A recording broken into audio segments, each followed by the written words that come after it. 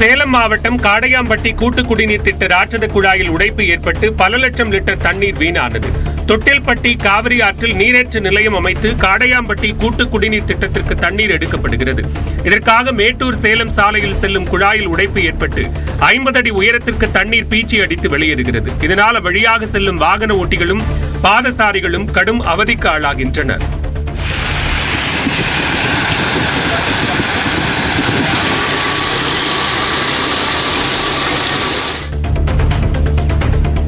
அரியலூர் மாவட்டம் ஜெயங்கொண்டம் ஒழுங்குமுறை விற்பனை கூடத்தில் பயிர் கொள்முதல் செய்ய காலதாமதம் செய்வதாக குற்றஞ்சாட்டி விவசாயிகள் சாலை மறியலில் ஈடுபட்டனர். அறுவடை செய்யப்பட்ட நிலக்கடலை எள் மூட்டைகளை கொள்முதல் செய்வதற்காக விவசாயிகள் 3 நாட்களுக்கு மேலாக காத்திருப்பதாகவும், கொள்முதல் செய்யப்பட்ட மூட்டைகளின் சாக்கு மற்றும் டோக்கன் வழங்குவதில் அதிகாரிகள் தாமதம் செய்து விவசாயிகளை அலைக்கழிப்பு செய்வதாகவும் குற்றம் சாட்டினர். போராட்டத்தில் ஈடுபட்ட விவசாயிகளிடம் காவல்துறையினர் பேச்சுவார்த்தை நடத்தி சமாதானப்படுத்தினர். திருச்சி மேற்கு வட்டார போக்குவரத்து அலுவலகத்தில் வட்டார போக்குவரத்து அலுவலர் ஆய்வாளர் இல்லாததால் 1.5 மாதங்களாக அலைக்கழிக்கப்படுவதாக பொதுமக்கள் குற்றம் சாட்டியுள்ளனர். LLR ஓட்டுநர் உரிமம் பெறவும், புதிய வாகனங்கள் பதிவு, வாகன தரச்சான்றிதழ் பெற முடியாமலும் வாகன உரிமையாளர்கள், டிரைவிங் பயிற்சி பள்ளி உரிமையாளர்கள் பரிதவித்து வருகின்றனர். உரிய அலுவலர் பணியில் இல்லாததால் தினசரி வந்து செல்லும் நிலை இருப்பதால் பிராட்டியூரில் உள்ள வட்டார போக்குவரத்து அலுவலகத்தில் பொதுமக்கள் காத்திருப்பு போராட்டத்தில் ஈடுபட்டனர்.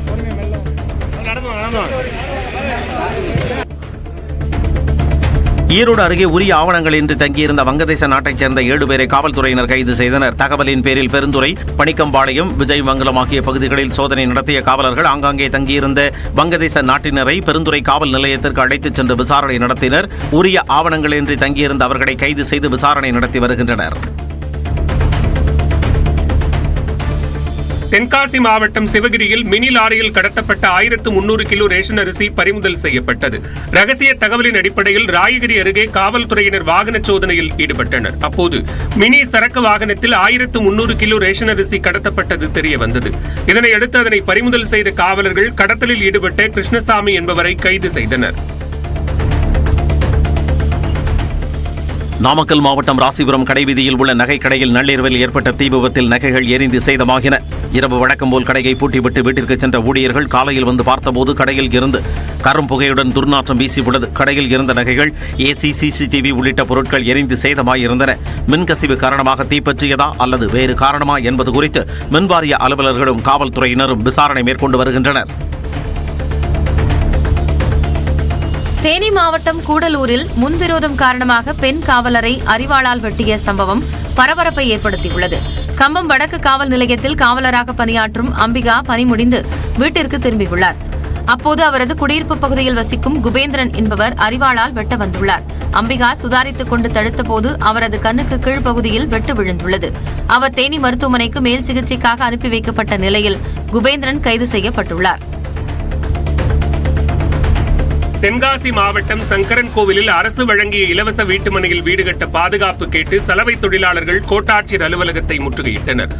மருதப்புரம் பஞ்சாயத்தில் கடந்த 2016ஆம் ஆண்டு சலவை தொழிலாளர்களுக்கு இலவச வீட்டுமனை பட்டா வழங்கப்பட்டது. இந்த இடத்தை தனிநபர் ஒருவர் தனக்கு சொந்தம் என கூறி வரும் நிலையில் கோட்டாட்சியர் உரிய விசாரணை நடத்தி வீடு கட்ட பாதுகாப்பு வழங்க வேண்டும் என்று வலியுறுத்தி போராட்டம் நடைபெற்றது. பகல்காம் தீவிரவாத தாக்குதலுக்கு தொடர்புடையவர்கள் மீது உரிய நடவடிக்கை எடுக்க வேண்டும் என RSS வலியுறுத்தியுள்ளது. இது தொடர்பாக கருத்து தெரிவித்துள்ள அந்த அமைப்பின் அகில இந்திய பிரச்சார செயலர் சுனில் அம்பேத்கர், பகல்காம் தீவிரவாத தாக்குதலை RSS கண்டிப்பதாகவும், வேறுபாடுகளை மறந்து அனைவரும் நாட்டிற்காக ஒன்றிணையும் நேரம் இது எனவும் கூறினார். தாக்குதல் நடத்தியவர்கள் கடுமையாக தண்டிக்கப்பட வேண்டும் என சுனில் அம்பேத்கர் குறிப்பிட்டுள்ளார். திருவள்ளூர் மாவட்டம் பொன்னேரி அருகே கரிகிருஷ்ண பெருமாள் கோயில் தெப்ப உற்சவம் வெகு விமர்சையாக நடைபெற்றது. பிரம்மோற்சவ விழா கடந்த 13ஆம் தேதி கொடியேற்றத்துடன் தொடங்கிய நிலையில் 11ஆம் நாள் விழாவாக தெப்ப உற்சவம் நடைபெற்றது. அலங்கரிக்கப்பட்ட தெப்பத்தில் கரிகிருஷ்ண பெருமாள் ஸ்ரீதேவி பூதேவியுடன் எழுந்தருளி குளத்தை 3 முறை வலம் வந்து பக்தர்களுக்கு காட்சியளித்தார். இதில் திரளான பக்தர்கள் பங்கேற்று சுவாமி தரிசனம் செய்தனர். சென்னை வியாசர்பாடியில் கஞ்சா போதையில் சுற்றித் திரிந்த 4 ரவுடிகள் கைது செய்யப்பட்டனர். முல்லைநகர் சுடுகாடு அருகே சந்தேகத்திற்கிடமான வகையில் சுற்றித் திரிந்த 4 பேரை பிடித்து காவல்துறையினர் விசாரணை நடத்தினர். அப்போது அவர்களிடம் 1 கிலோ கஞ்சா மற்றும் ஒரு கத்தி இருப்பது தெரியவந்தது. இதையடுத்து அவர்களை கைது செய்து காவல் நிலையத்திற்கு அழைத்துச் சென்று விசாரித்த போது அவர்கள் ராஜசேகர், ராஜ், கரண், யோகேஷ், நரேஷ் என்பதும் கடந்த 3 நாட்களுக்கு முன்பு கொலை செய்யப்பட்ட தொண்டைராஜின் கூட்டாளிகள் என்பதும் தெரியவந்தது.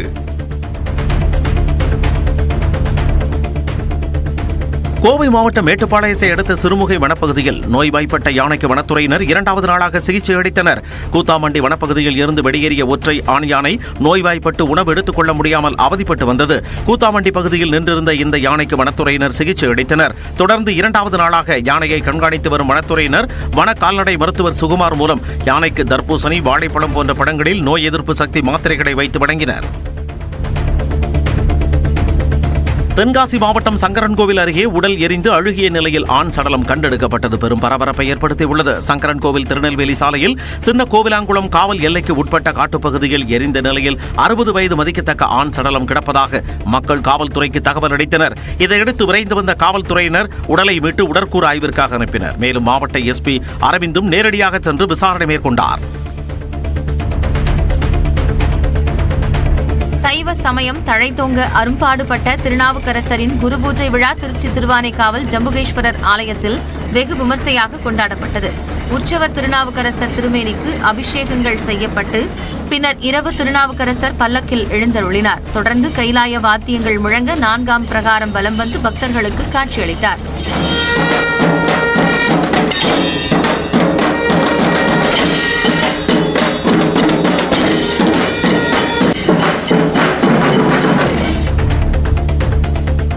புதுச்சேரியின் திருநள்ளாறு சேத்தூர் பகுதியைச் சேர்ந்த ஏராளமான பெண்கள் அடிப்படை வசதி கோரி மாவட்ட ஆட்சியரிடம் மனு அளித்தனர். சாலை வசதி, மின் விளக்கு வசதி, குடிநீர் வசதி உள்ளிட்ட அடிப்படை வசதிகள் எதுவும் இல்லாமல் சிரமம் அடைவதாக அப்பகுதி மக்கள் வேதனை தெரிவித்துள்ளனர். திருத்தணி சுப்பிரமணிய சுவாமி திருக்கோயிலில் கடந்த 27 நாட்களில் 1,40,00,000 ரூபாயை பக்தர்கள் காணிக்கையாக செலுத்தியுள்ளனர். உண்டியலில் பக்தர்கள் செலுத்திய பணத்தை எண்ணும் பணி நடைபெற்ற நிலையில் 1,40,13,810 ரூபாய் ரொக்கத்தை பக்தர்கள் செலுத்தியிருந்தது தெரியவந்துள்ளது. மேலும் 632 கிராம் தங்கம், 13,434 கிராம் வெள்ளியையும் பக்தர்கள் செலுத்தியுள்ளனர்.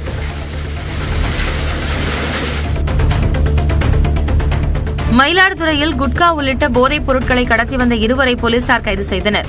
நத்தம் பெட்ரோல் பங்க் அருகே வாகன தணிக்கையில் ஈடுபட்ட போலீசார் இருசக்கர வாகனத்தில் சாக்கு மூட்டையில் கொண்டுவரப்பட்ட 2 லட்சம் ரூபாய் மதிப்பிலான போதைப் பொருட்களை பறிமுதல் செய்தனர்.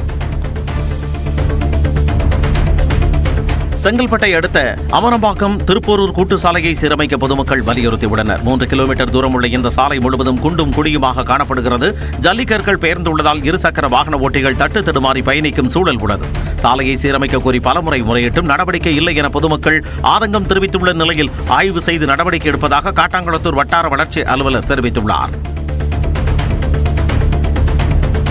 கரூர் மாவட்டம் குளித்தலை அருகே மங்கம்மாள் சாலையில் உள்ள சிறு பாலத்தில் பெரிய அளவில் உள்ள 2 பள்ளங்களால் வாகன ஓட்டிகள் அச்சமடைந்துள்ளனர். வீரவள்ளி, வீரகுமரன்பட்டி பகுதியில் வசிக்கும் 1000த்திற்கும் மேற்பட்டோர் இந்த சாலையை பிரதானமாக பயன்படுத்துகின்றனர். இந்த சாலையின் நடுவே சிறு பாலத்தில் சிறியதாக இருக்கும் பள்ளம் பெரியதாக மாறி அசம்பாவிதம் ஏற்படும் வகையில் இருப்பதாக அச்சம் தெரிவித்துள்ள பொதுமக்கள் தற்போதைக்கு இந்த பள்ளங்களில் பனை ஓலையை வைத்துள்ளனர்.